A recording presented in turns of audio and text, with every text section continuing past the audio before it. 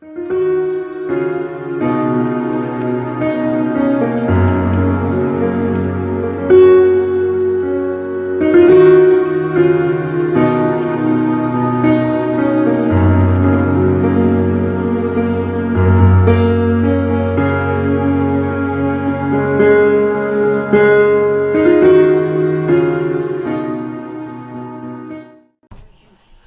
quand je suis avec vous, parce que vous êtes ma vraie famille.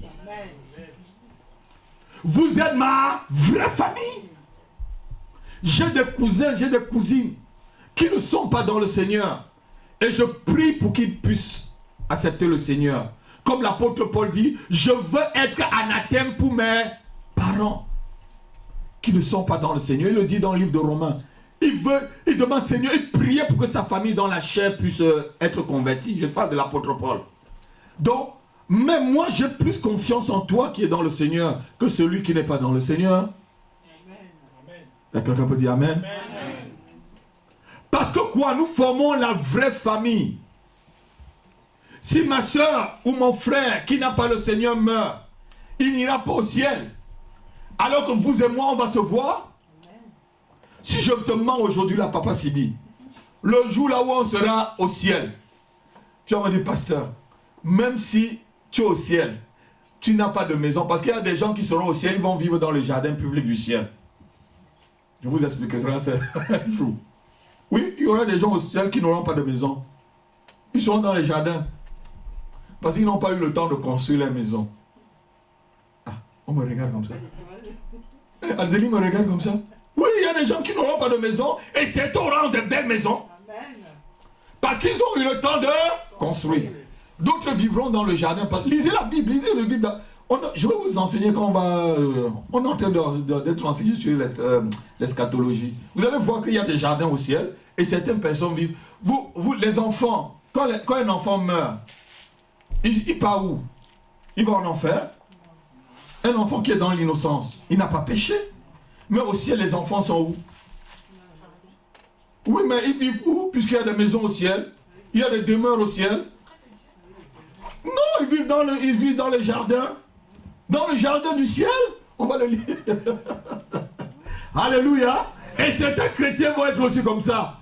Parce qu'au lieu d'envoyer au ciel des matériaux pour qu'on construise sa maison, il a passé tout le temps à regarder le pasteur, à regarder les autres travailler. Alléluia. Dites avec moi l'importance du corps de Christ. Amen. Le corps de Christ a une importance capitale. Et cette importance, c'est toi et moi qui le donnons. Si tu ne prends pas soin de ton corps, qui prendra soin du corps? Regardez-moi. Si en venant là, tu ne te douches pas, qui va te doucher? Hein? Tu vas passer là, tu vas sentir le bouc. C'est vrai, non? Est-ce que je mens? Tu vas sentir le... Donc, le corps doit prendre soin d'elle-même. Et dans le corps de Christ, qui est, je parle de l'église locale en quelque sorte, je ne parle pas du corps de Christ, de l'église universelle. Il y a une éducation, dis-moi, il y a une éducation. Il y a des principes.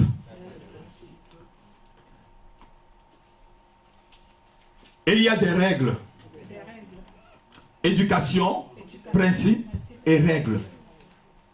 C'est pourquoi lorsque les gens viennent à l'église, s'ils ne connaissent pas l'éducation de l'église, s'ils ne connaissent pas les principes de l'église, s'ils ne connaissent pas les règles de l'église, ils vont commencer à critiquer.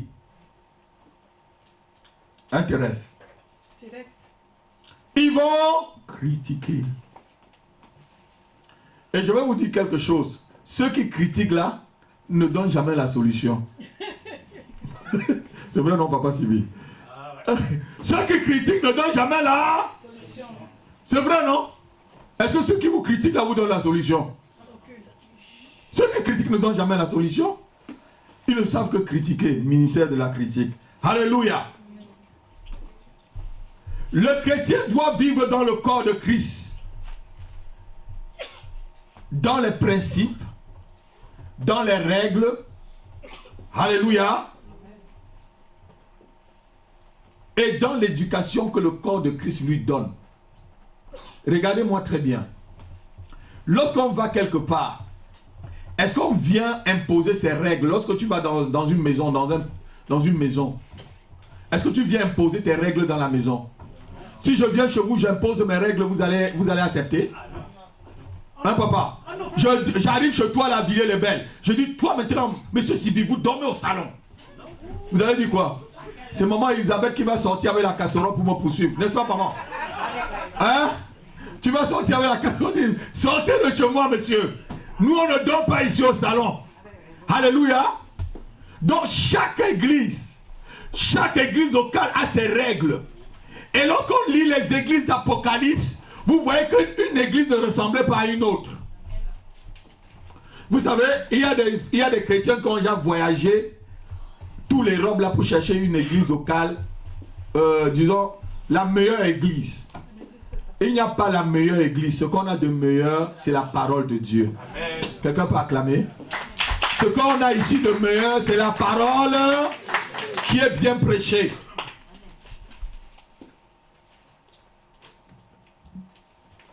Je disais hier à mon épouse ou ce matin, j'aime la maison de prière. Je ne sais pas si c'est ce matin que oui, je suivais un message. Je suivais mon message ce matin. Vous savez, je me suis moi aussi. Hein? J'ai suivi 2 ou 3 fois. Ton histoire avec Dieu n'est pas terminée. Je l'ai suivi 2 ou 3 fois ce matin. Alléluia. Et je disais, j'aime l'église maison de prière. Et je le disais vraiment de tout mon cœur, j'aime cette église. Amen. Et je disais que ce qu'il y a de meilleur dans la maison de prière, parce que je voyais le message comme il est donné. Le message est donné dans la vérité, dans la simplicité, sans aucune manipulation, sans aucun, avec abnégation. Alléluia. Pour amener les cœurs des enfants au Père. Dites Amen avec moi. D'autres vont prêcher pour que vous les aimez. Alors que moi je prêche pour que vous aimez Christ. Quelqu'un n'a pas entendu? Amen. Je vous prêche pour que vous aimez Christ. C'est le but que Christ m'a donné. Je ne vous prêche pas pour vous séduire. Souvent, je vois certains, comment les gens se mettent pour prendre des photos des pasteurs.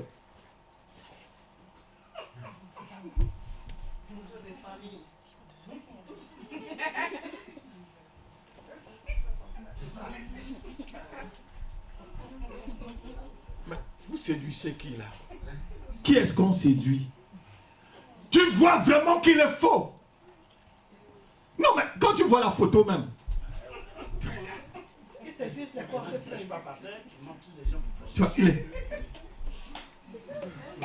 qui est-ce que tu qui est-ce que tu souris? Tu séduis qui? Tu sens même un riz faux. C'est pas vrai? John, c'est pas vrai? Tu sens que le riz là il est et le riz est faux.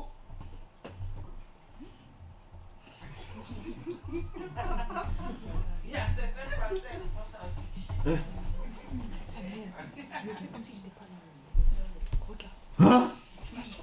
Non, non. Arrêtons de séduire les gens. Amen. Jésus n'est pas venu pour séduire. La Bible dit qu'il n'avait même rien pour attirer le regard. Mais le message qui sortait de sa bouche était un message puissant. La Bible dit, il ne prêchait pas comme les autres. Alléluia. Il ne prêchait pas comme les autres. On était étonnés de la façon dont il prêchait.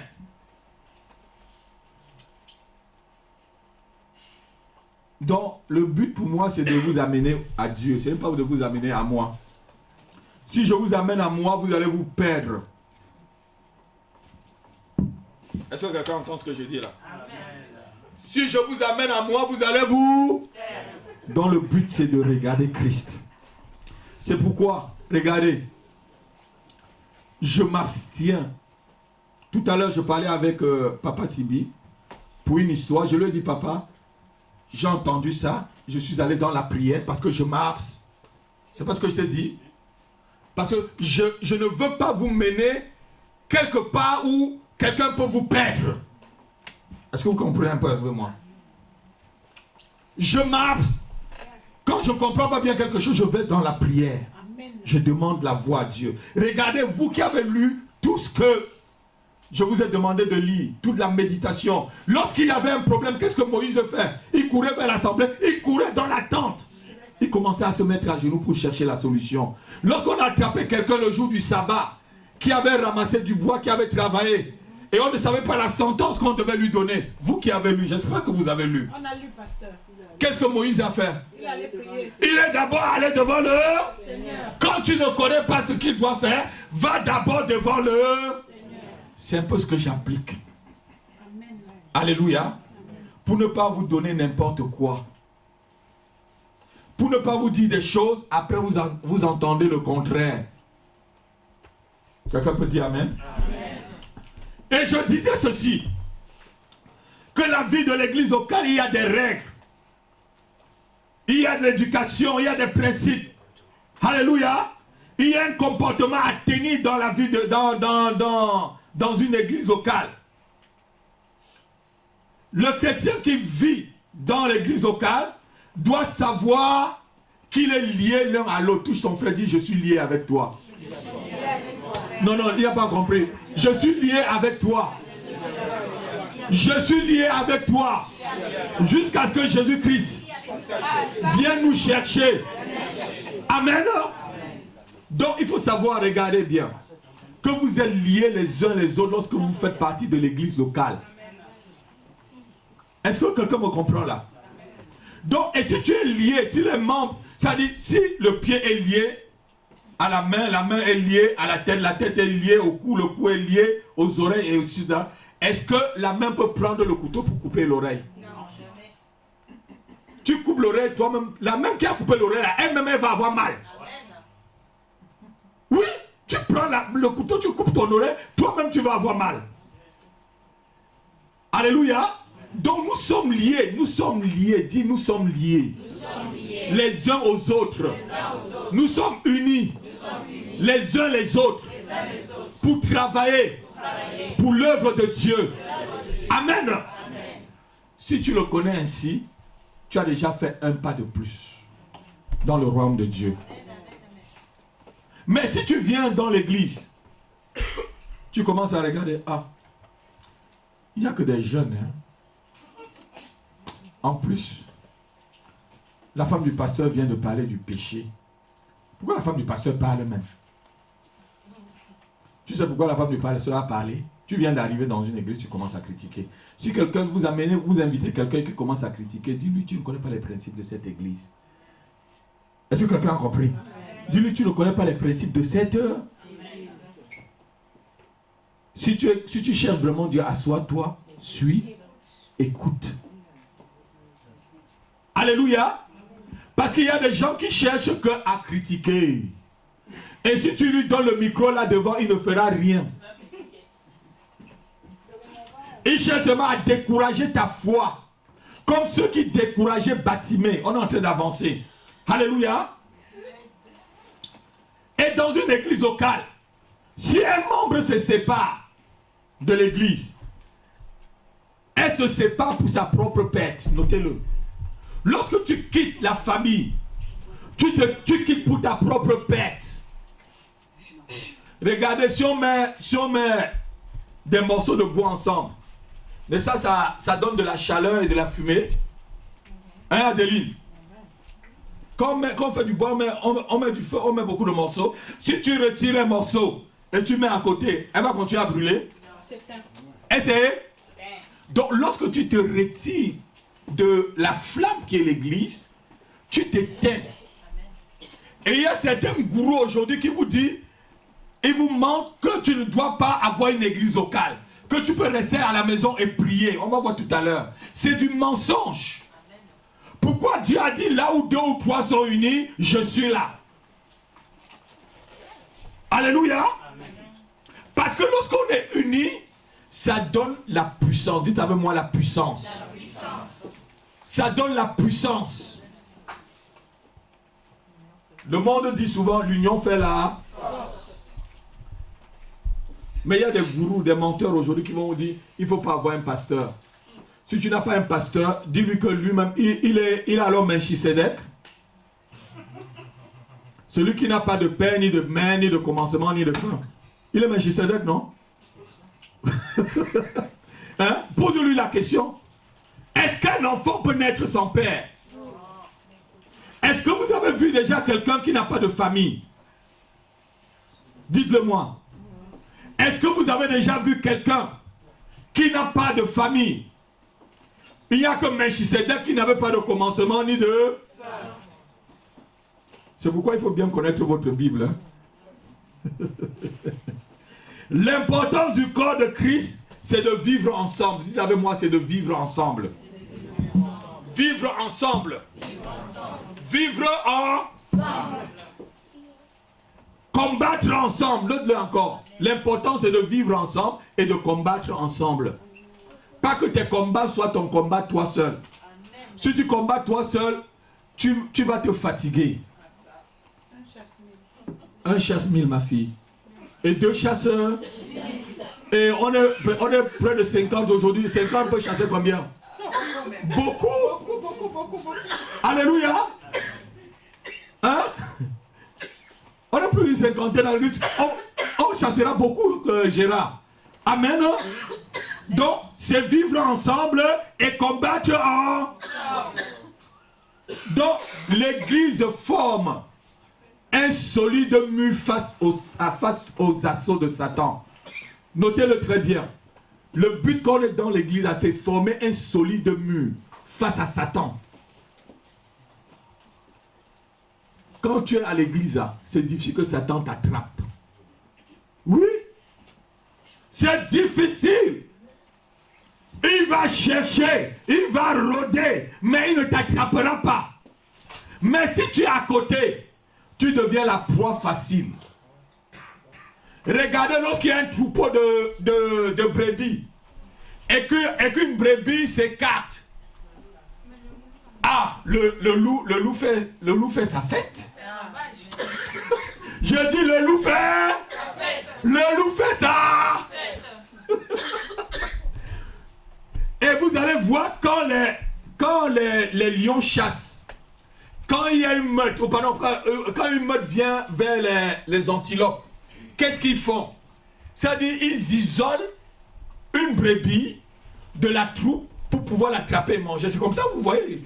Dans les documentaires, c'est ça, non? Ils voient une brebis qui est facile, ils l'isolent de la troupe, rap, et ils l'attrapent.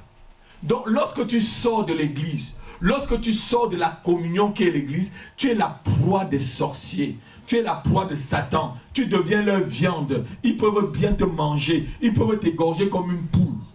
En disant que c'est toi qui nous envoie le feu. Je dis, ils peuvent vous égorger comme une... On a vu... Qui a suivi le message sur la magie? Les 3 formes de magie qu'on a vues. Magie noire, magie blanche et magie rouge. Et j'ai dit que ceux qui pratiquent la magie rouge peuvent vous égorger comme des poules, comme des chèvres. Ouais, devant les magiciens, vous êtes comme des chèvres. Ils t'égorgent. Mieux, c'est encore une chèvre que ça finit dans la casserole. On fait le contrat avec. Mais toi... Alléluia. Donc c'est de vivre ensemble, combattre ensemble, former un mur solide face à Satan et face aux défis du monde. Alléluia. Donc voilà le but de l'église. Donc celui qui se sépare de l'église se prive de la protection divine. Note-le. Quand tu te sépares de l'église, tu te prives de la protection de Dieu. Touche ton frère, dis ne te sépare pas de l'église. Non, touche ta soeur, dis ne te sépare pas. Ta protection est dans l'église. Ta protection est dans l'église. Alléluia. Amen. Pourquoi ta protection est dans l'église? Regarde, parce qu'à l'église, on prie les uns pour les autres. On combat, on s'entraide. Amen. Tout le temps que je n'ai pas vu Adeline, mes enfants sont témoins combien de fois on a prié. Parce qu'on se dit, elle fait partie de la maison de prière. Même si elle est au travail, il faut qu'on prie pour elle pour qu'elle soit protégée. On la voit encore dans la maison de prière. Mais si elle était vraiment hors.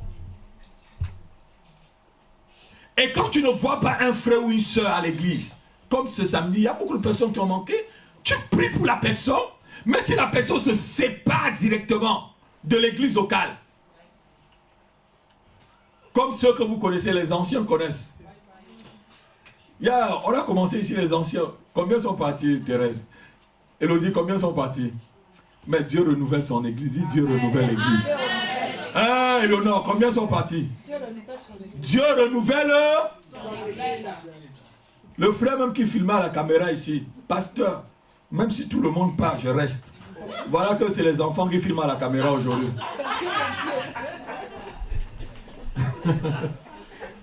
Est-ce que je mens pour les anciens? Vous connaissez bien ce que je suis en train de dire. Pasteur, même si tout le monde part, je reste. C'est les enfants qui filment aujourd'hui. Et quand quelqu'un commence à me dire, pasteur, je suis fidèle à toi, je commence à pleurer pour la personne. Bientôt là, il va fuir. Les gens qui me disent ça toujours, ils fuient. Alléluia. Garde ta fidélité et sois fidèle et Dieu voit combien tu es fidèle. Amen. Alléluia. Ne cherche pas à me séduire parce que si tu me séduis, je ne suis qu'un homme. Si tu es vraiment fidèle à l'église, tu travailles, tu pries pour l'église, Dieu te voit. Quelqu'un ne comprend pas. Je dis Dieu te voit. Dieu te voit. Amen. Alléluia. Amen. Amen.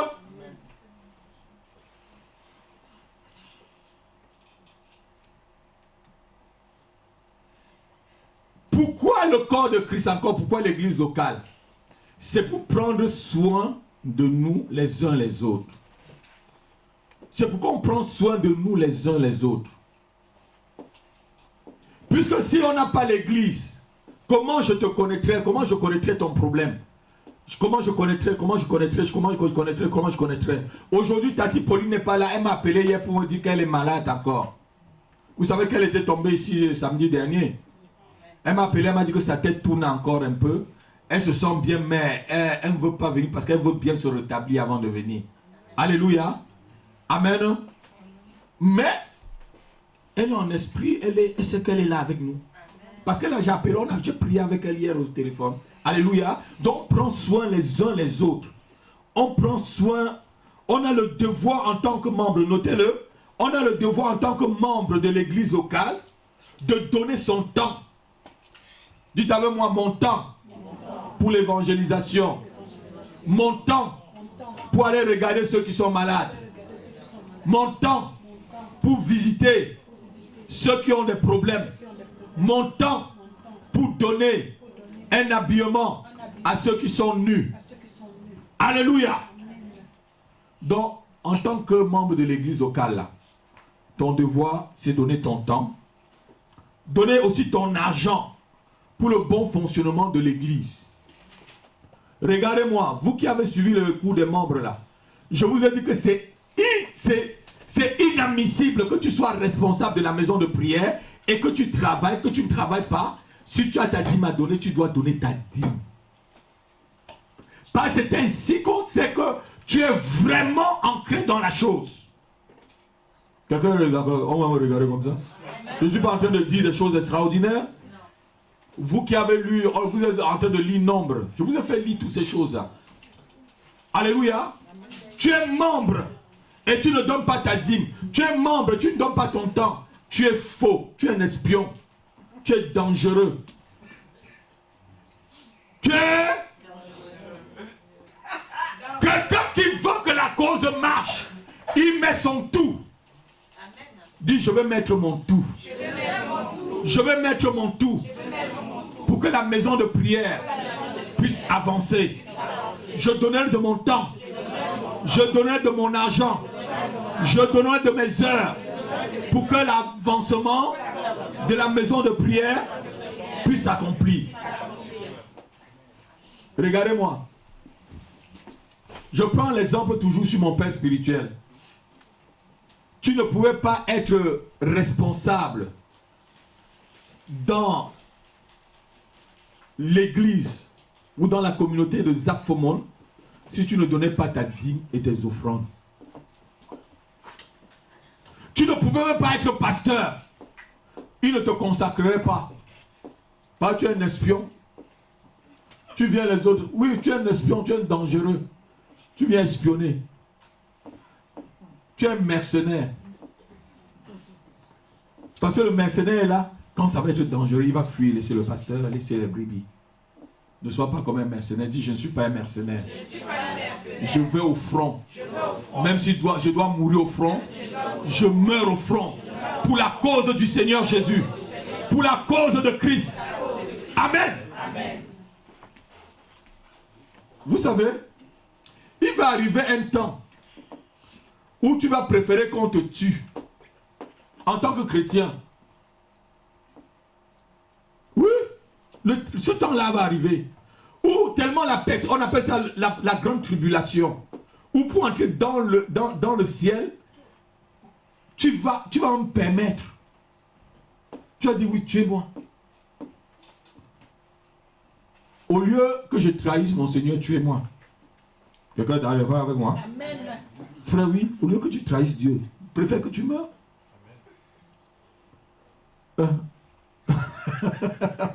Walter est en train de rire. C'est vrai! Voilà un vrai disciple.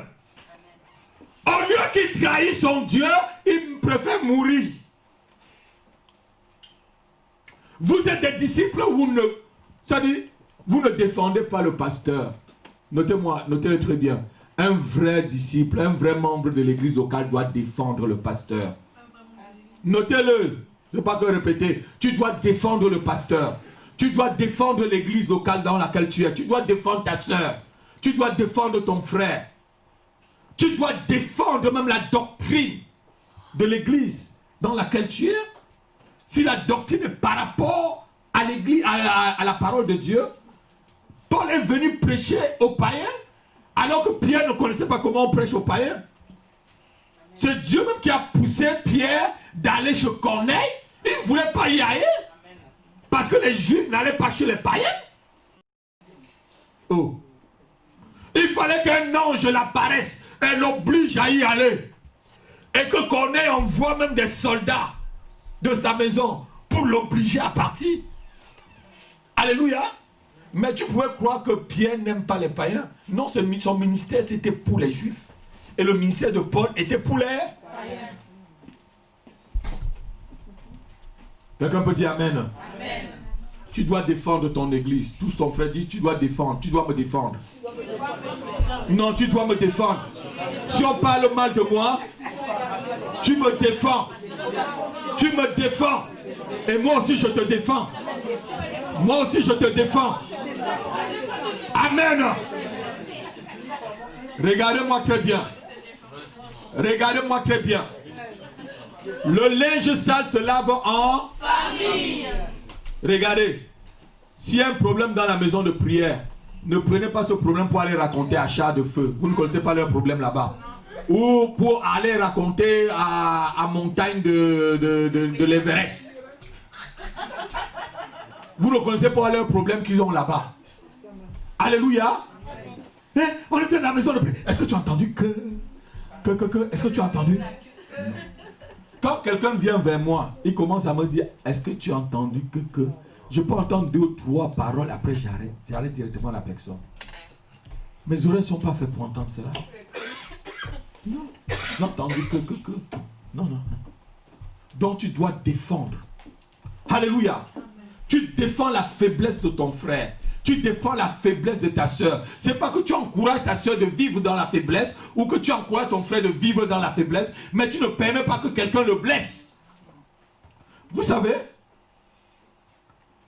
j'aimais corriger ma petite soeur, mais je ne permettais pas que quelqu'un d'autre tape ma petite soeur. C'est toujours ça.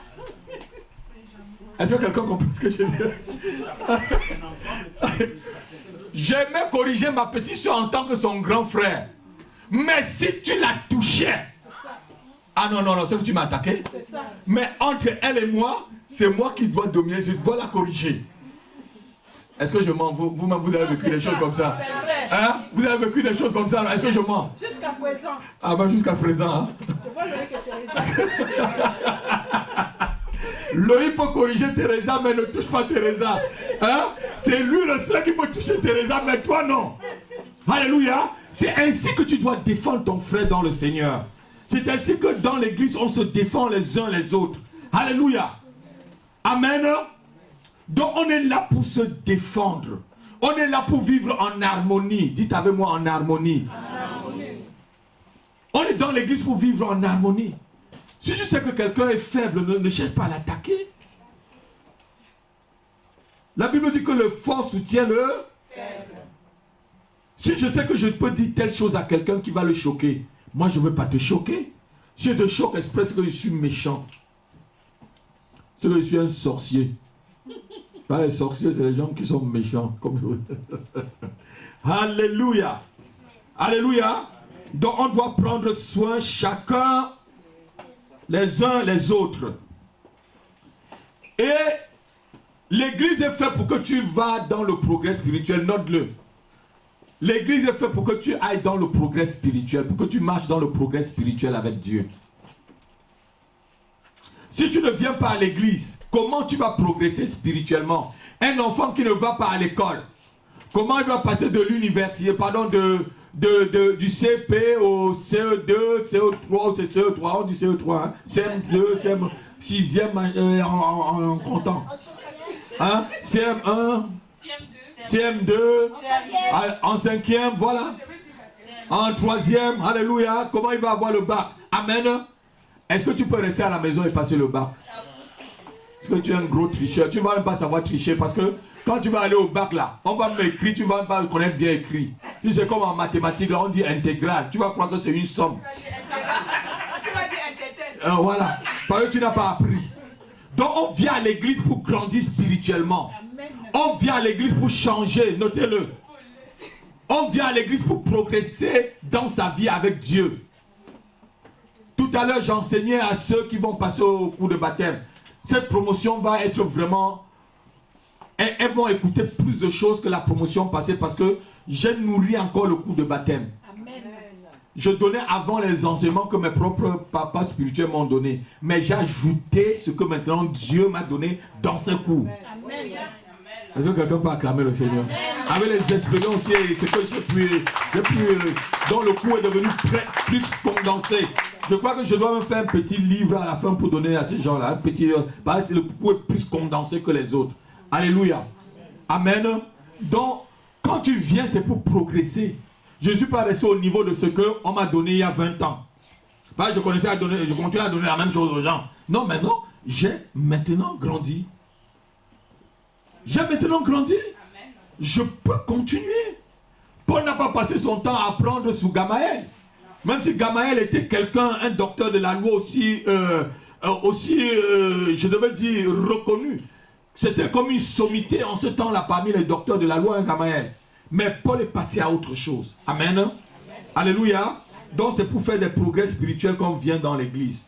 Si tu viens à l'église, tu ne veux pas grandir spirituellement, c'est que tu as un problème. C'est pourquoi tout à l'heure, maman parlait du péché, maman Eugénia parlait du péché.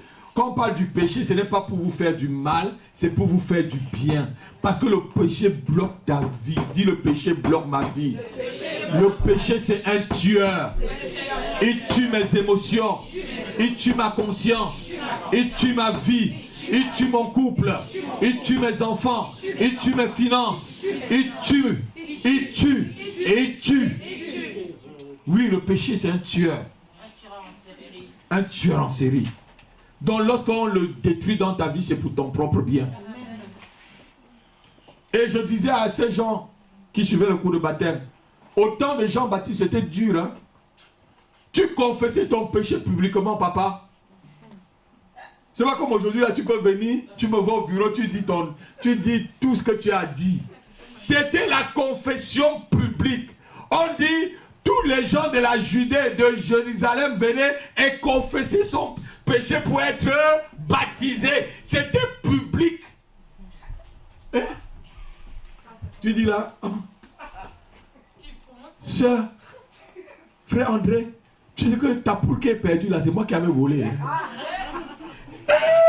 C'est toi. Alléluia. Tu dis au frère, non, le frère dit, non, c'est toi qui avais volé ma poule. C'était public pour avoir le baptême. Aujourd'hui, tu peux venir devant le pasteur ou devant un frère, tu confesses ton péché tranquillement. Non, c'est plus obligatoire de le faire publiquement. Amen. Mais autant de Jean-Baptiste. C'est pourquoi Jean-Baptiste disait aux gens, produisez des fruits dignes de repentance. Il fallait qu'ils voient des fruits avant de passer aux eaux de baptême. Alléluia. Amen. Donc on vient à l'église pour grandir spirituellement. Et ça, il faut savoir quelque chose. Notez-le, on l'a déjà dit. Jésus-Christ ne vit pas hors de l'église. Jésus-Christ vit dans l'église. Christ vit à l'intérieur de l'église. Et nous sommes des petits Christ, comme on a commencé cet enseignement au début de l'année. Nous sommes des petits Christ. Donc chacun est une église en miniature. Donc cet après-midi, tu viens, une église.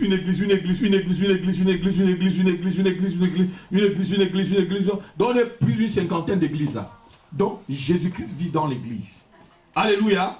Donc parce qu'il vit en nous. Et Jésus ne vient qu'au secours de ceux qui sont dans l'église. Amen. Non, quelqu'un n'a pas entendu. Amen. Jésus ne vient qu'au secours de ceux qui sont dans l'église.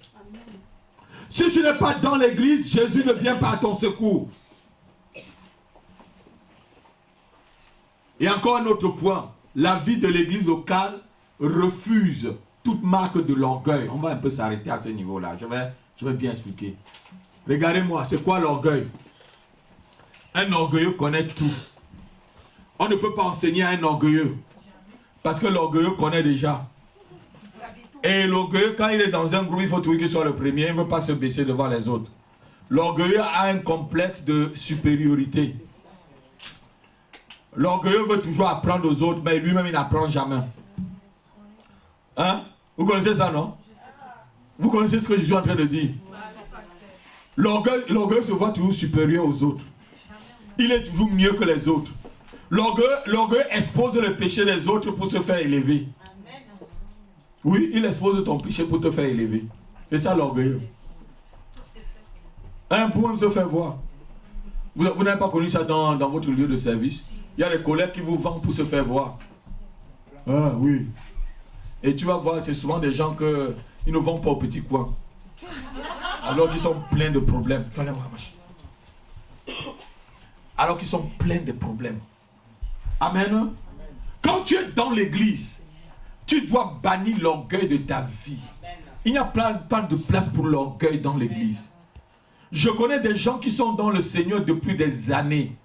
À cause de l'orgueil, ils n'ont pas encore fait un pas. Ils tournent sur place comme des poules. Vous avez déjà vu une poule? La poule ne fait que sur place. Elle n'évolue pas alors que l'aigle perce le ciel et elle va très loin. Et du je connais des frères, je les ai trouvés dans le Seigneur. Et ils devaient être aujourd'hui des messagers élevés dans le Seigneur. Mais c'est qu'ils ont un orgueil en eux qui fait qu'ils ne parviennent même pas à entrer dans l'œuvre de Dieu. Je les ai trouvés. Ils m'ont même enseigné. C'est moi qui les enseigne aujourd'hui. Ils sont là.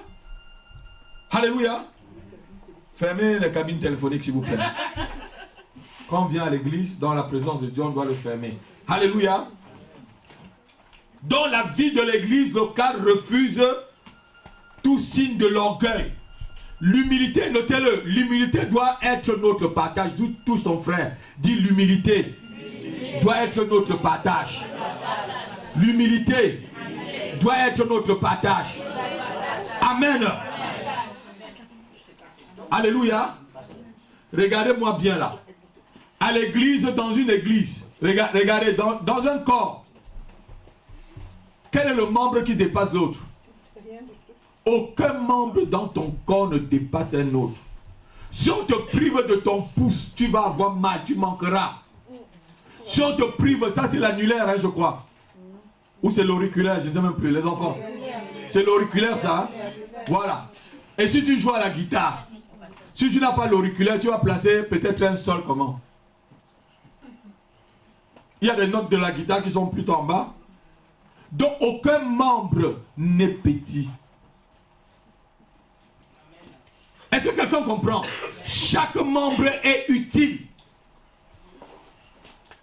Chaque membre est utile. 2 Corinthiens, chapitre 6, versets 15 à 16.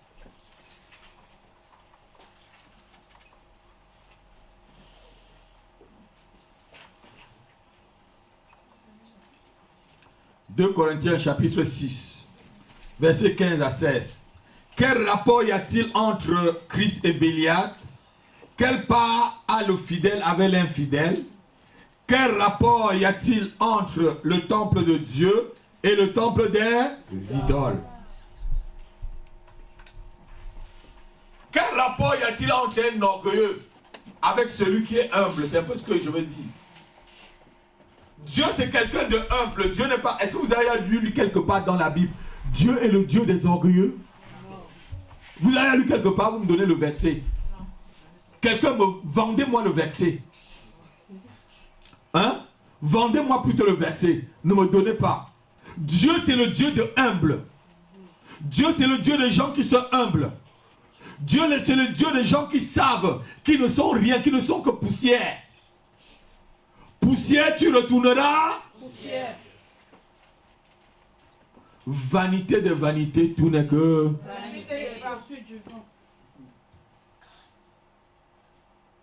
Vous savez, l'homme, franchement, c'est un être misérable. Je dis, l'homme sans Christ. Vous voyez, quand on n'a pas Jésus, comment les gens sont orgueilleux. Les gens sont tellement orgueilleux. Lorsque j'ai vu que Mobutu est mort, Mobutu c'est Seko.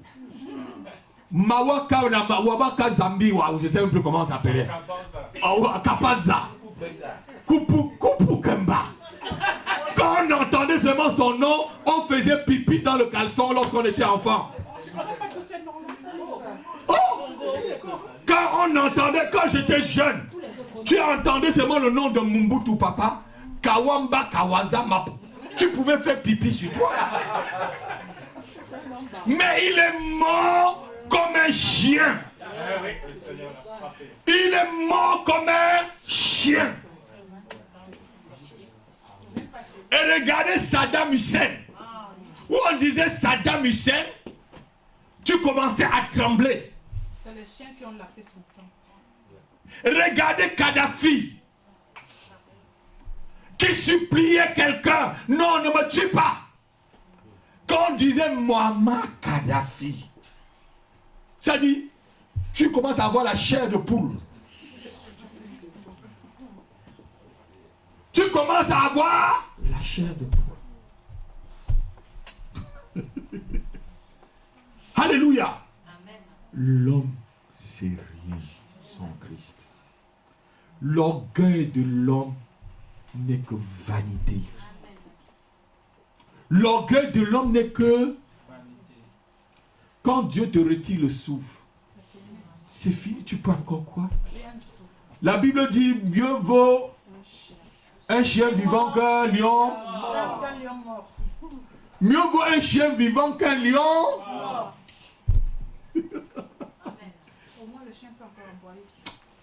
Mieux vaut un chien vivant. Quand un lion est mort, on peut encore faire quoi avec?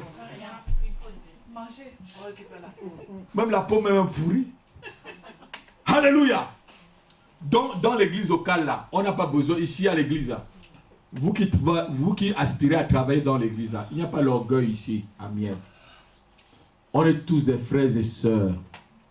Et si tu as un problème, tu viens voir ta sœur dans la simplicité ou dans ton frère dans la simplicité. C'est ça. Vous croyez qu'au ciel là, il va avoir la bagarre? C'est pourquoi Dieu demande qu'on résout nos problèmes avant de rencontrer. Au ciel, il n'y a pas de bagarre. Puisqu'au ciel, il n'y a plus de larmes, il n'y a plus de souffrance, il n'y a plus de pleurs. Il n'y a plus, tout est bien là-bas. Donc si tu as un problème avec quelqu'un, la règle ça ici maintenant avant que Jésus n'arrive. Tu as un problème. Alléluia. Règle ça avec ton frère ou ta soeur avant que Jésus-Christ n'arrive. Alléluia. Et je veux faire une parenthèse. Regardez-moi. Aimez-vous les uns les autres dans l'église. Vous savez, dans l'église, on cherche souvent à aimer ceux qui ne nous aiment pas. On est toujours en train de poursuivre ceux qui ne nous aiment pas. Vous n'avez jamais vu ça? Vous aimez trouver une personne qui ne vous aime pas. Il y a souvent des jeunes garçons, ils cherchent toujours l'amour qui sait que c'est impossible. Ils cherchent toujours l'amour qui sait que c'est impossible. Non, cherchez l'amour qui est possible. Quelqu'un peut dire Amen avec moi? Acclame le Seigneur. Acclame le Seigneur. Acclame le Seigneur. Aujourd'hui, là, ce n'est pas la prédication, c'est l'enseignement. Aujourd'hui, là, c'est l'enseignement. Et quand c'est l'enseignement, on va doucement pour que les gens puissent comprendre. Amen. Alléluia. Il cherche toujours l'amour impossible. Hein? Il cherche toujours l'amour. Aime celui qui va aussi t'aimer. Alléluia. Amen. Même si tu dois aimer tes ennemis, aime celui qui doit aussi t'aimer. Alléluia. Et il y a une autre chose. Dans l'église locale, il n'y a pas de rébellion. Note avec moi, il n'y a pas de rébellion. C'est pourquoi je vous ai fait lire tous ces livres de Nombre. Pour que quand j'enseigne, sachez que je prends tout mon temps pour coordonner mes enseignements. Pour que ça entre vraiment dans vos vies. Si quelqu'un est dans la maison de prière, elle ne grandit pas, c'est que tu ne veux pas grandir. C'est que tu es un nain. C'est que tu es un nain spirituel. C'est que tu ne veux pas vraiment grandir. C'est que tu ne veux pas vraiment connaître les choses du Seigneur. Je fais tout pour que tu puisses connaître les choses de Dieu. Donc dans l'église locale, il ne doit pas avoir de rébellion. Dis avec moi rébellion. Rébellion. Sors de ma vie. Sors de ma vie. Rébellion. Rébellion. Je te mets hors de ma vie. Au nom de Jésus-Christ. Amen. Amen. Il n'y a pas de rébellion. Si tu te rebelles, aujourd'hui là, vous avez vu ce que Corée, Abiram et Dathan ont fait. Ce n'est même pas à Moïse, hein, c'était à Aaron. Parce que non seulement on les a fait travailler dans l'église, mais ils voulaient encore le sacerdoce. Ils voulaient maintenant la place du pasteur. Au lieu que tu chantes là-bas maintenant, il faut que tu fasses un pas pour être par ici là. Hein? Tu quittes là, maintenant tu veux... Emmanuel dit aujourd'hui là, je veux prendre la place de papa. Alors que ce n'était pas sa place. Et qu'est-ce que Dieu a fait? Dieu les a tous décimés. La terre les a engloutis vivants. La première fois que je lis dans la Bible, la terre ouvre sa bouche. Tu entres dans la terre vivante. Ça va être dur. Hein? Il y a des gens qui sont enterrés, ils ne meurent pas. Ça veut dire qu'ils meurent que dans le sol, quoi. Étouffé. Jésus. À cause de la rébellion. À cause de la rébellion. Ne te rebelle pas à Dieu, s'il te plaît. Si Dieu dit quelque chose, si le Saint-Esprit révèle quelque chose dans ta vie, ne te rebelle pas. Ne te rebelle pas à l'autorité. Mets-toi correct avec Dieu. Mets-toi correct avec Dieu. Arrange ta vie avec Dieu. Quand je lis des versets comme ça, je tremble. Je ne vous mens pas, quand je lis ça, j'ai peur. J'ai peur. Je dis, oh. Donc la terre là peut m'avaler ici là maintenant là. Oui, Dieu peut ouvrir la terre, il t'avale à cause de la rébellion. Vous savez, les rebelles c'est simple. L'église va grandir. Mais comme j'ai déjà l'expérience, ça ne veut pas dire qu'on ne verra pas. Alléluia. Mais Dieu permettra que vous les écartez avant même qu'ils n'organisent leur rébellion. Comme Corée avec ses 250 personnes. Il avait un bâton derrière lui. Hein. Il y avait 250 personnes derrière lui. Alléluia. Des gens, quand l'église grandit, il faut maintenant qu'ils fassent maison de prière bis. Oui, maison de prière bis. Il va te faire MLP. Pour ne pas dire DP. Oui, il va te faire PDM. Pour changer le sens. Prière de maison. Voilà, prière de maison. Donc il va te changer le sens. Alléluia. Ne soyez pas des rebelles. Si Dieu t'a mis quelque part, reste-y jusqu'à ce qu'il t'élève. Alléluia. Amen. La rébellion. La rébellion. Ils ont voulu le sacerdoce. Est-ce que Dieu a demandé que tout le monde s'approche de lui? Vous savez, je vais vous dire quelque chose. Si tu n'es pas fait pour prendre ce micro-là, tu peux mourir ici en prêchant. Parce que les attaques qu'on a lorsqu'on prend un micro, qu'on n'est pas préparé. Quand on n'est pas préparé, tu prends un micro pour parler de la part du Seigneur. Si tu sais comment l'enfer se lève contre toi. Souvent, tu es couché avant qu'ils arrivent. Il y a des nuits, je suis couché avant qu'ils arrivent. Comme je suis habitué déjà avec eux, là souvent je dis, Satan, mais tu envoies encore tes ailes, tu sais que vous allez perdre. Ne m'embêtez pas, je n'ai pas envie de faire le combat. Je sais mon nom de Jésus. Ils disparaissent. Je dis seulement, oh, Nom de Jésus. ils disparaissent. Souvent je dis, Satan, mais on vous envoie encore, vous venez, vous savez que vous allez perdre. Mais vous venez quand même, vous êtes têtu, hein. Vous savez, le diable est têtu. Dis le diable est têtu. Satan est têtu. Satan c'est un têtu. Il est têtu. Il est têtu. Oh. Tu l'as déjà vaincu 1000 fois, il est toujours là. Vous savez, la Bible dit que Satan va être lié pour 1000 ans. Et lorsqu'il sort de la prison de 1000 ans, il cherche encore à séduire les gens. Au lieu de se repentir, il cherche encore à séduire. Satan est têtu. Satan a un cœur mauvais. Satan a un cœur mauvais. Il a un cœur mauvais. Mauvais. Je dis mauvais. Oh. Tu fais 1000 ans de prison, tu sors, au lieu de te repentir, tu cherches encore à séduire les gens contre Dieu. Il a un cœur mauvais. Satan a un cœur mauvais. Il est méchant, il est mauvais. Amen. Comme amen, pasteur. C'est très mauvais. Oh! Vous n'avez jamais vu les gens comme ça? Il a les gens qui ont un cœur méchant. J'en connais. Oh! Israël se met encore mieux, il se repart un peu, il repart au péché. Il repart encore. Il se repart un peu pour repartir. Mais il y a des gens qui ont un cœur mauvais. Oh!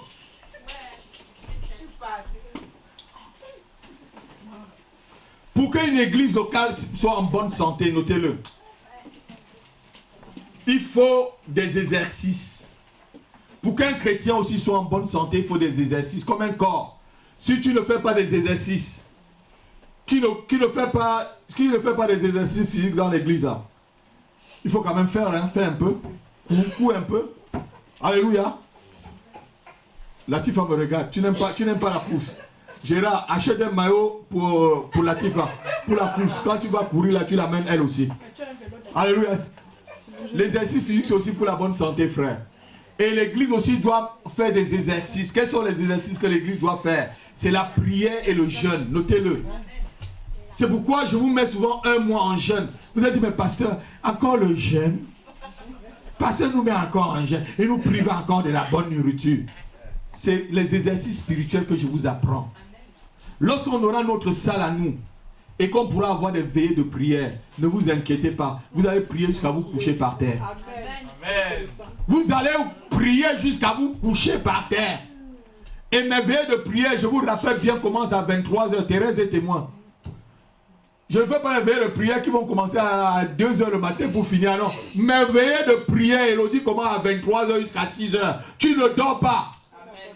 Thérèse et témoin faisaient le café, non? Il y avait une cafetière. Quand je fais mes veillées de prière, il y a 15 minutes pour le café et tu reviens à la prière. Ceux qui ont... non, tu ne dors pas quand je fais les veillées de prière. Tu ne peux pas dormir. Quand ça finit, tu veux même que ça continue. Si ça arrive, ben pasteur, c'est fini. Alléluia. Priez pour que Dieu nous donne une salle où on peut se réunir. Alléluia. On déracine toutes ces choses. On va y avoir. Je suis sûr. Le Dieu de la maison de prière va doucement, mais il n'arrive jamais en heure. Il n'arrive jamais en heure. Alléluia. Amen. La prière, attends, le jeûne, notez-le, le jeûne ramollit le cœur et la rend soumis, notez-le. C'est la définition du jeûne.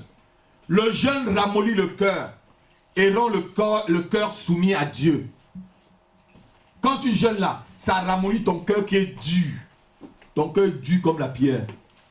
On te parle. Il y avait une fille dans ma classe en terminale. Elle s'appelait Kumkyo Clarisse. Elle avait un front comme ça. On l'appelait Omambi. Elle était têtue. Omam. Et souvent, je rentrais à l'école avec elle. On rentrait au collège. Puisqu'elle passait devant, on rentrait ensemble. Elle allait chez elle continuer. Omam. Elle était têtue, cette fille-là. Elle était têtue. En classe de terminale en plus. Tu pouvais la dire une chose 10 fois. Le cœur était dur. Alléluia. Donc le jeûne ramollit ton cœur. Dis mon cœur qui est dur. Au nom de Jésus, tu seras ramolli par les jeûnes. Au nom de Jésus-Christ. Amen.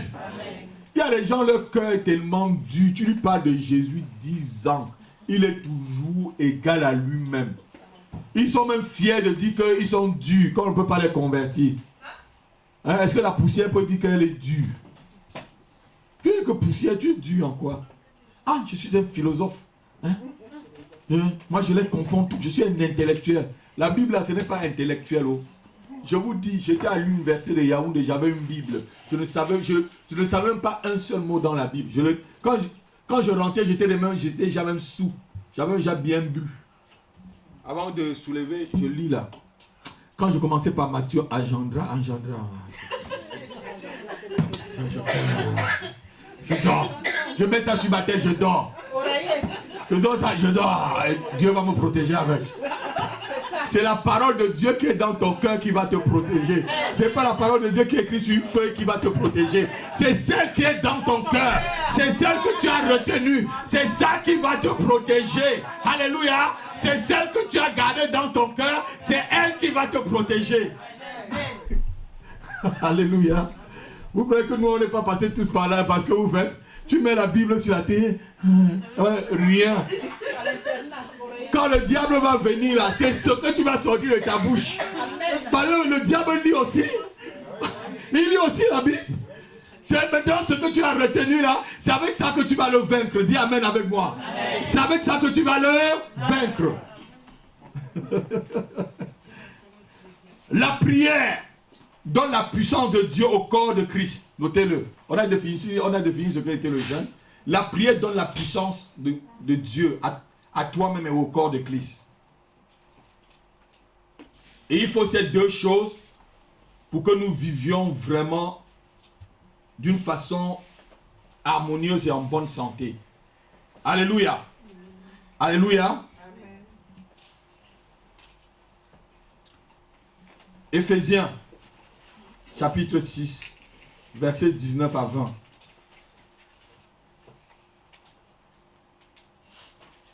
C'est l'apôtre Paul qui demande qu'on prie pour lui. Et il demande ici à l'église, c'est à une église locale qui s'adresse. Éphésiens. On a vu ce que c'est que les exercices. Je suis en train d'expliquer là maintenant la prière.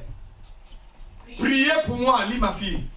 Priez pour moi, afin qu'il me soit donné quand j'ouvre la bouche, de faire connaître hardiment et librement le mystère de l'évangile pour lequel je suis ambassadeur dans les chaînes, et que j'en parle avec assurance comme je dois en parler. Amen. À qui Paul demande cela? À l'église d'Éphèse. Il dit priez pour moi. Parce que Paul savait que la prière de l'église, la prière en commun, la prière en commun a une grande efficacité. Si Paul ne savait pas pourquoi, il ne devait pas écrire ces versets. Il savait que lorsqu'on est ensemble, quand on prie, ça donne plus de puissance à Adeline. Ça donne plus de puissance à Miel. Lorsqu'on est ensemble, on prie, ça donne plus de puissance de Dieu. Ça dégage plus la puissance de Dieu. C'est pourquoi il pouvait demander à l'église de prier pour lui, pour qu'il puisse prêcher l'évangile. Alléluia. Amen. Il y a des moments où nous pouvons prier pour une chose plusieurs fois sans réponse. Mais lorsque nous amenons devant les enfants de Dieu, devant les frères et sœurs à l'église, nous amenons ce problème. On prie, tu vois la réponse directement. Ça vous est jamais arrivé? Tu pries pour un problème. Tu pries seul, ça ne marche pas. Tu pries, ça ne marche pas. Et quand tu viens, tu partages dans un groupe de prière. Paf, on prie, tu vois la chose, il va. Vous êtes d'accord avec moi? Amen. Alléluia. Donc c'est pourquoi la Bible dit, là où 2 ou 3 sont rassemblés à mon nom, je suis au milieu. C'est ça la vraie importance du corps de Christ. C'est quand on est rassemblés ensemble, que Dieu est au milieu de nous. Alléluia. Dieu siège au milieu des louanges de son peuple. Dieu siège lorsque nous l'adorons. La nourriture de Dieu là, c'est quoi? C'est l'adoration. C'est ce que Dieu mange, papa, puisqu'il est au ciel là. Alléluia. Même ce qu'on donnait, lisez même ce qu'on donnait aux sacrificateurs, c'était pour entretenir le temple et s'entretenir eux-mêmes et leur propre famille parce qu'ils n'avaient rien, ils ne travaillaient pas. Alléluia. Les dîmes, les offrandes, lisez, c'était pour eux, pour s'entretenir, parce que le peuple d'Israël avait tout. Mais ceux qui travaillaient pour le Seigneur dans le temple n'avaient rien, ils n'avaient pas de terrain. On avait tout partagé. Les Lévites, ils n'avaient rien. Donc il fallait les donner. Amen. Amen. C'est pourquoi quand le pasteur est à 100% pour l'église, il faut qu'il y ait son salaire. C'est ce que j'ai écrit bien là. Il faut fixer son salaire et lui donner pour qu'il n'en manque pas. Parce que s'il en manque, il va pleurer devant Dieu et vous allez avoir mal. Amen. Et on me regarde. On sort les yeux, on me regarde. Vous travaillez, vous tous, vous travaillez là, vous travaillez, vous allez toucher ailleurs. Le pasteur va être à 100% pour l'église, il faut qu'il soit un salaire. Et quand l'église va grandir, il y a des frères qui vont être comme des lévites tout autour du pasteur. Il faut qu'on fixe leur salaire aussi. Vous regardez. Celui qui vit et sert au temple a droit. L'ouvrier mérite son salaire. Non, même celui qui sert au temple, c'est bien écrit. Celui qui sert a droit. C'est ça, pasteur. Si l'église grandit et que je vous demande de démissionner de votre travail, c'est pourquoi vous voyez bénévole. Vos familles vont vivre de quoi? Il faut que l'église vous paye. C'est ça. Alléluia. Mais puisqu'on est encore à ce niveau, on va grandir. Et ceux dont le Seigneur va choisir, ça ne veut pas dire aussi que certaines personnes ne feront pas le bénévolat. Il y a quand même le bénévolat. Mais si c'est des gens si c'est un travail où tu es vraiment à 100%, pour que l'œuvre puisse avancer, on te prend à 100%, il faut aussi qu'on te donne quelque chose pour ta famille. C'est ça, non? Vous me regardez, vous me regardez. J'ai dit quelque chose qui est extraordinaire? Non, absolument pas. Hein? J'ai dit quelque chose qui est extraordinaire, Walter? Ça là. Et c'est vous en ce temps-là qui allez apporter pour qu'on paye ces personnes. C'est comme ça que ça marche. Puisque lorsqu'ils sont là, ils prient pour vous, vos affaires marchent. Tu vas, on te donne des promotions. Tu vois, c'est toi qui as eu la promotion là. Tu vas, ton dossier sort quelque part. Tu fais des affaires, on prend ton dossier, on te signe rapidement. Tu vois, c'est toi qui as eu ça. C'est les prières du pasteur, c'est les prières du frère, c'est les prières de la soeur qui est en train de prier pour toi. Et quand tu gagnes maintenant, tu vas pour toi seul. Aniania, c'est Safira. Vous riez, hein? C'est pas comme ça que vous faites. Hein? C'est comme ça que vous êtes, non? Quand tu gagnes, est-ce que tu penses au pasteur? Quand on te bénit, est-ce que tu penses au pasteur? Tu penses d'abord à toi, il faut que je m'achète un nouveau costume. Hein? Il faut que je fasse plaisir à ma femme. Fais d'abord plaisir à Dieu. Dis Amen avec moi. Fais plaisir à Dieu qui t'a donné le souffle. En allant faire plaisir à ta femme, là, si Dieu t'enlève le souffle en route. Alléluia. Vous savez, je suis allé dans une église une fois prêcher. C'est une parenthèse que je fais. Et ce jour-là, le pasteur m'avait appelé de venir vraiment enseigner son église sur le donner et le recevoir. Sur les dîmes et les offrandes. Mon livre qui est derrière, le livre de l'église locale et le corps de Christ, j'ai résumé cela pour aller enseigner dans cette église. Et quand j'arrive à l'église, j'étais en train d'enseigner, j'enseigne. L'Esprit de Dieu me dit qu'il y a quelqu'un dans l'église qui avait décidé, avec sa femme hier dans la nuit, à donner 1500 € à l'église. Et il est arrivé en route, il a enlevé 300 €, il a mis dans l'enveloppe. Il a gardé 1200 € dans le coffre de sa voiture. Il est venu à l'église. Il a mis les 300 €. J'ai dit, mais Seigneur, je ne connais pas les gens de cette église. Je vais leur dire pourquoi. J'ai dit, Tu sais, quand l'Esprit de Dieu me dit de dire les choses, moi je dis simplement, j'ai pris mon micro, comme je vous enseigne là. Hein. J'ai dit, il y a un frère dans l'église là. Ils étaient nombreux. Il y a un frère dans cette église. Hier, tu as dit avec ta femme que vous devez donner 1500 €. Ta femme n'est pas là. Arrivé en route, tu as enlevé 300 €, tu as mis dans l'enveloppe, tu as gardé 1200 € dans le coffre de ta voiture. Va chercher ça, tu apportes tout de suite. Va chercher ces 1200 €, tu apportes tout. Sinon, les 1200 € là vont tuer tes affaires. C'est les 1200 € qui vont tuer ta vie. Les 1500 € vont tuer tes affaires. J'ai commencé à. L'Esprit de Dieu a commencé à parler, à dire des choses. J'ai vu un frère qui s'est levé, tac, tac, tac, tac, il est sorti de la salle. Alléluia. Le frère est parti. Il a repris les 1200 €, il a remis dans la. Il est parti. On avait déjà fait les offrandes. Il a demandé où il y avait les offrandes. Il a remis. Et je vous dis, frère, quand Dieu parle, soyez obéissants. À la fin, moi j'étais plus dans l'affaire quoi. Le frère est venu me voir. Présentement, il dit, pasteur, je vais te voir. J'ai dit, attends-moi un peu frère, j'étais en train de causer avec. Parce que les gens m'avaient acheté des livres, j'étais aussi en train de dédicacer les livres. J'ai fini. Il m'a attendu de dédicacer tous les livres. Hein. Je suis, qu'est-ce que vous voulez? Je croyais qu'il voulait que je prie pour lui ou pour quelque chose d'autre quoi. Il me dit, pasteur, je suis le frère dont tu as parlé. J'ai dit, quel frère j'ai parlé? Il dit, mais je suis le frère dont tu as parlé tout à l'heure. J'ai dit quoi? Parce que je ne me rappelais même plus moi-même ce que j'ai dit. Parce que quand l'Esprit de Dieu, c'est pour ça que je vous ai dit devant, on écoute, ça vient du ciel, on coule aussi. Si je n'écoute rien, je ne vais pas vous dire autre chose. Je peux vous enseigner ce qu'il y a dans la parole, parce que la parole de Dieu est là. Mais lorsque j'écoute, je dois le dire vraiment comme j'entends. Il me dit, pasteur, tu viens de dire là tout à l'heure qu'il y a un frère avec sa femme qui se sont entendus pour donner 1000. Ah, et je me suis rappelé justement que j'avais dit ça. Il dit, je suis le frère, pasteur. Effectivement, j'ai mis 300 €, j'ai mis dans l'enveloppe et j'ai mis là. Je suis allé chercher les 1200 €, j'ai remis. J'ai dit à genoux, j'ai dit, qu'est-ce que tu fais? Il était en train de monter une entreprise. Vous voyez comment le diable ment aux gens? Il gardait les 1200 € là, son entreprise était maudite. Je lui ai dit, frère, mets-toi à genoux, tu es sincère. J'ai prié pour lui. J'ai prié pour lui jusqu'à ce que la sueur a coulé sur moi. Alors, parce qu'il est sincère. Alléluia. Le diable a voulu le bloquer. Et là, et je n'ai dit à personne de l'église. C'est resté entre lui et moi. Même à son pasteur, je ne lui ai pas dit. C'est resté entre lui et moi. Je vous dis, vous ne connaissez pas le frère, c'est pour ça que je donne le témoignage pour vous enseigner. Je n'ai dit même pas à son pasteur, je ne l'ai pas dit. Pourquoi je vais lui dire à son pasteur? C'est entre Dieu, lui et moi. Alléluia. Mais voilà quelqu'un que le diable voulait tuer. Il voulait le dérouter. Dieu est grand, hein? Dieu, acclamez le Seigneur. Il est vraiment fort. Quand il nous aime vraiment.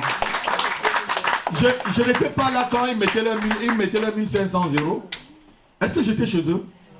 Et j'ai donné, le Saint-Esprit a donné la somme nette, papa. Avec même le montant qu'il a mis dans. Et j'ai dit, il dit, oui, pasteur, c'est justement ça. J'ai mis 300 €, j'ai dit, mais 1500, il m'a dit, parce que j'ai vu que 1500 € c'était beaucoup. J'ai dit, 1500 € c'est beaucoup pour le Seigneur. C'est rien. C'est rien, 1500 €, c'est... Si Dieu te demandait depuis le matin là, l'air que tu as respiré là, de payer, tu dois payer combien? Ah, vous allez discuter, hein? Amen. Amen. Donc, on doit franchement se donner pleinement pour le Seigneur. Et je disais que lorsqu'on prie et que ça ne marche pas, on apporte aussi au milieu des frères pour qu'on prie ensemble. C'est pourquoi là où 2 ou 3 sont unis, alléluia, Dieu est au milieu de nous. 2 valent mieux que... Parce que lorsque un tombe, l'autre le... Si tu es seul là, si tu quittes l'église, tu as un problème, qui va te relever? Hein? Quand tu quittes l'église, j'ai fait 2 heures du temps pour aller chez le frère André parce qu'il était malade. Si ce n'était pas mon frère, je devais aller prier pour lui, je fais 2 heures dans les bouchons. Vous avez déjà vu ça où? J'ai fini un samedi, tu te rappelles ça?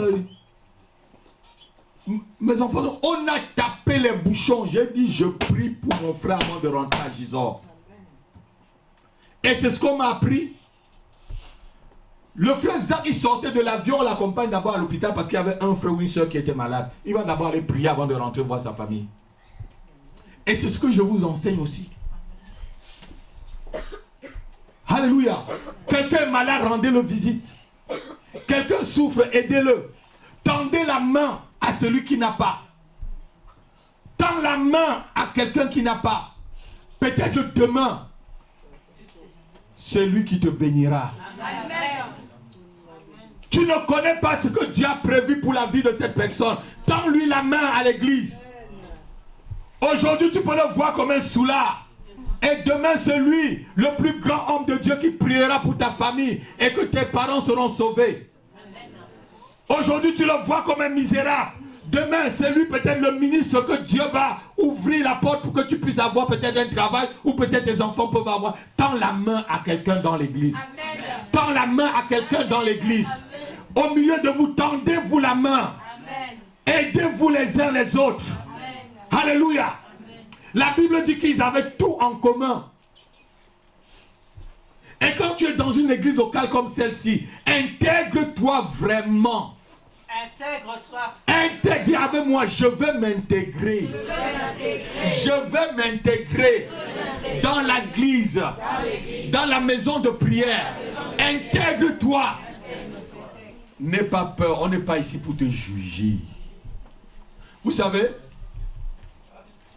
si on t'a jugé ailleurs dans certaines églises, je ne suis pas un juge, frère. Je suis un prédicateur de l'évangile. Peut-être je peux dire des choses qui peuvent vous faire mal, mais c'est que c'est la parole de Dieu, parce que ça fait aussi mal la parole de Dieu. C'est une épée à double tranchant. C'est pas que je veux te blesser. Alléluia. Intègre-toi. Peut-être tu es une personne où tu as un problème. Tu es peut-être une maman qui vit seule avec ses enfants. Dieu ne te voit pas comme une maman qui vit seule avec ses enfants. Il te voit comme une femme qui va restaurer. Il te voit comme une femme qui va élever un évangéliste. Il te voit une femme qui va élever peut-être un prophète. C'est de ça qu'elle te voit. C'est comme ça que Dieu te voit. Mais toi tu dis, ah je suis seul. Non, intègre-toi dans l'église. Intègre-toi. Sois souriant avec les autres. Demande le numéro. Rendez-vous visite. Priez ensemble. J'étais content samedi quand Elodie m'a dit, la soeur Paulette veut me rendre visite. J'ai dit oui. Mais si vous étiez dans des sectes, vous savez, dans les sectes, on refuse que les gens se rendent visite. Parce qu'ils ont peur, souvent qu'on fasse des complots contre eux. Je n'ai pas peur. Vous êtes mes enfants, je vous dis la vérité. Je ne tourne pas le dos, je raconte des choses contre vous. Tel que je suis, tel que vous me voyez, c'est comme ça que je suis derrière vous. Alléluia. Je n'ai pas peur. Je ne veux pas dire que vous allez aller créer des... Non, je sais que vous allez prier parce que je vous enseigne la vérité. Si vous êtes vraiment mes enfants, vous allez prier. Vous savez, il y a des églises quand le pasteur refuse que les gens se rendent visite. J'en connais. Tu veux rendre visite à ton frère à l'église, le pasteur te dit, je ne veux pas que vous vous rendez visite. Vous vous rencontrez ici. Rendez-vous visite pour prier, mais pas pour critiquer. Parce qu'il y a des maisons qui sont les maisons de critique.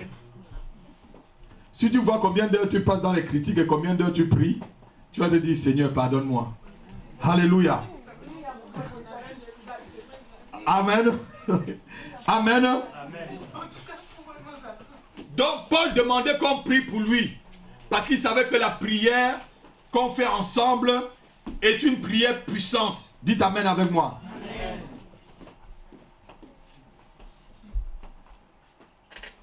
Et pour prier, il y a des choses que tu dois avoir. Pour que ta prière soit efficace dans l'église, il faut avoir l'épée de l'esprit. Note-le. L'épée de l'esprit, c'est quoi? C'est la parole de Dieu. Il faut aussi avoir le bouclier de la foi.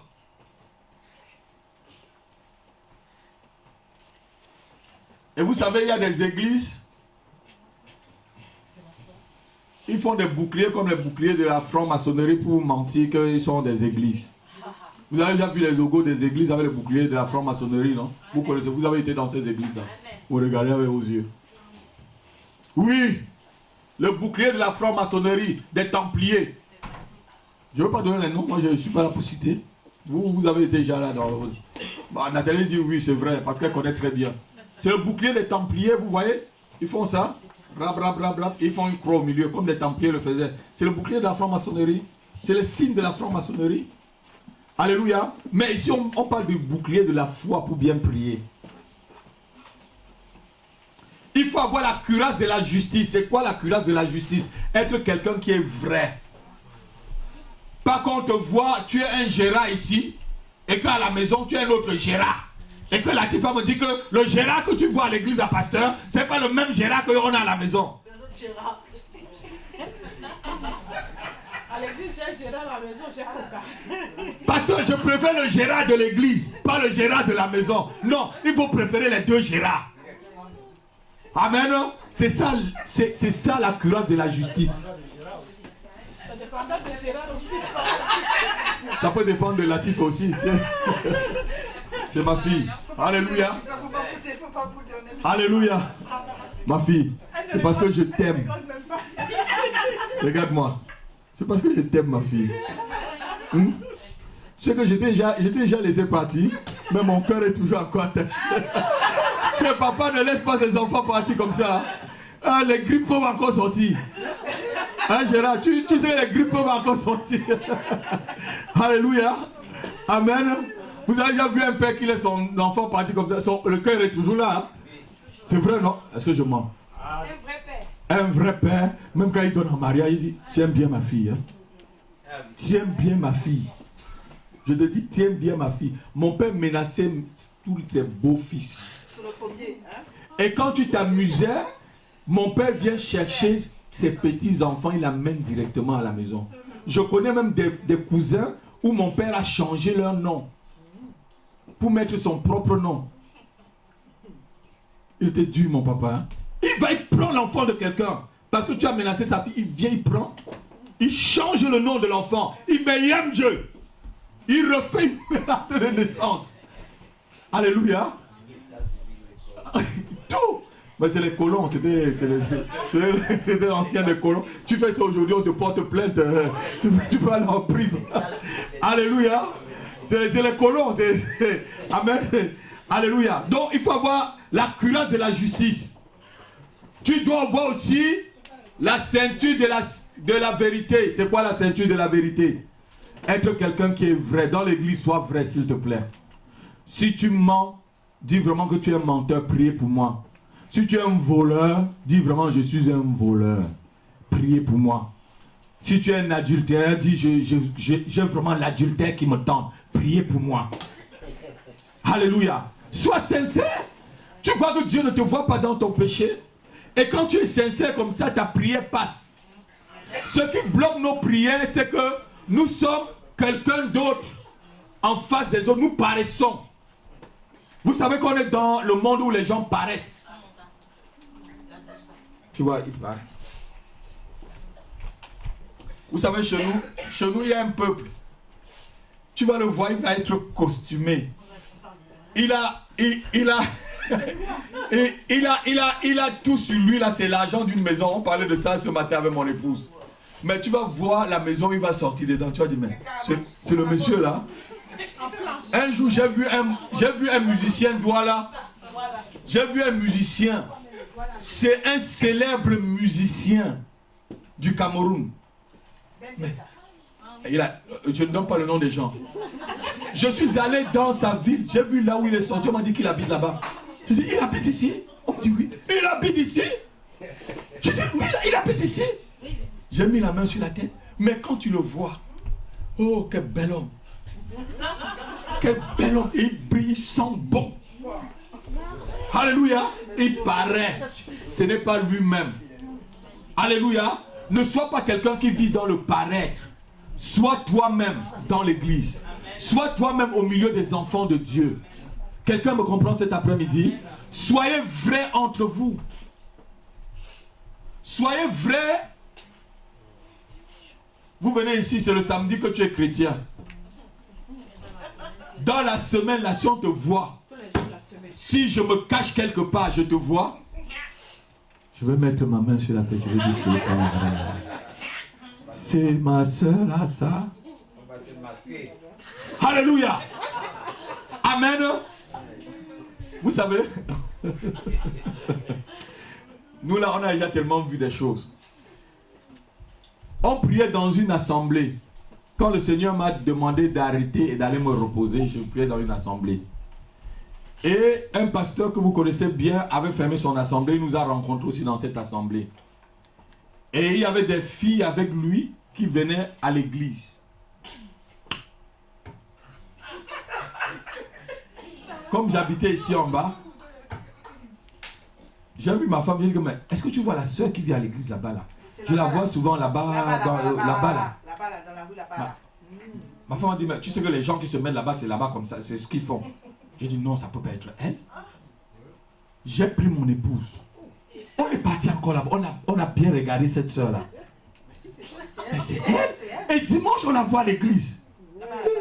L'autre, on va encore là-bas, on la regarde. Et dimanche, je vois encore à l'église. Je dis, j'ai mis la main sur la tête, j'ai dit, Elle nourrit le pasteur. heureusement que je n'étais pas le pasteur principal. J'ai fermé ma bouche, je suis resté tranquille, jusqu'à ce qu'on est parti. Alléluia. Non, ne sois pas quelqu'un d'autre, sois vrai s'il te plaît. Amen. Sois vrai avec le Seigneur. Si Jésus vient maintenant te trouvant dans ta condition de péché, tu vas faire comment? Tu vas dire que le pasteur ne t'avait pas parlé? Sois vrai.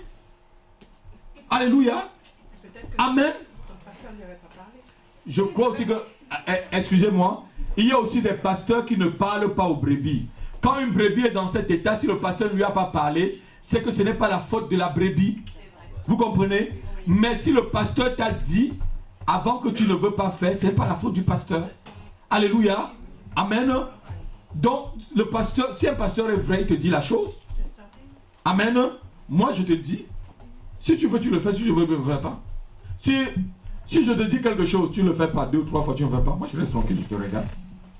Vous avez déjà vu un enfant, tu lui dis, tu mets ta main au feu, ça va se brûler. Il te dit non. Tu mets ça va se brûler, non. Tu lui dis, bon, vas-y. Il se brûle. Ah! Tu ne dis rien. Combien de fois j'ai dit à Samuel de ne pas sortir sans, ou même à Emmanuel de ne pas sortir sans mettre son écharpe. Il sort sans mettre son écharpe, il attrape la grippe. Qui a attrapé la grippe? C'est moi. Quand il attrape le froid là, c'est moi. Hein? C'est moi qui ai attrapé. Manuel, quand tu attrapes c'est moi. C'est toi qui tousse, non?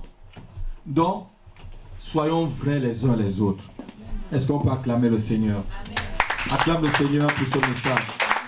Acclame Dieu s'il te plaît. C'est un enseignement. Acclame Dieu.